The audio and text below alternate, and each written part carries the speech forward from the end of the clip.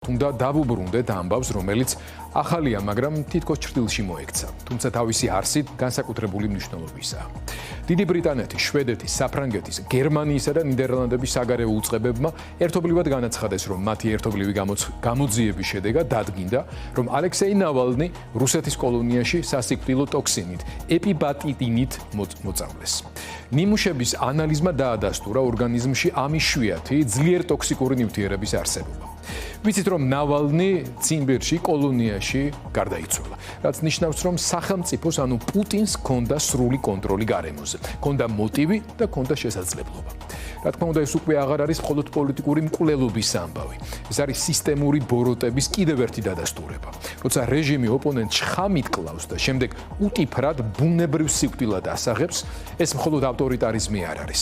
ეს არის ცინიზმი, რომელიც ადამიანურ სიცოცხლეს ნულოვან მნიშვნელობად აქცევს. ეს არის სადიზმი, რომელიც ძალაუფლების შიშზე აგებს. ეს არის კაცთმოძულობა, რომელიც საკუთარ მოქალაქეს მტრად აღიქვამს.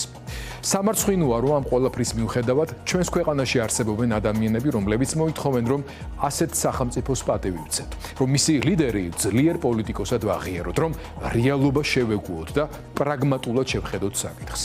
სინამდვილეში კი ეს მოთხოვნა სხვა არაფერია, თუ არა მორალური კაპიტულაციის მოწოდება და მეტიც თვით ლიკვიდაციის რეჟიმში ნებაყოფლობით შესვლა.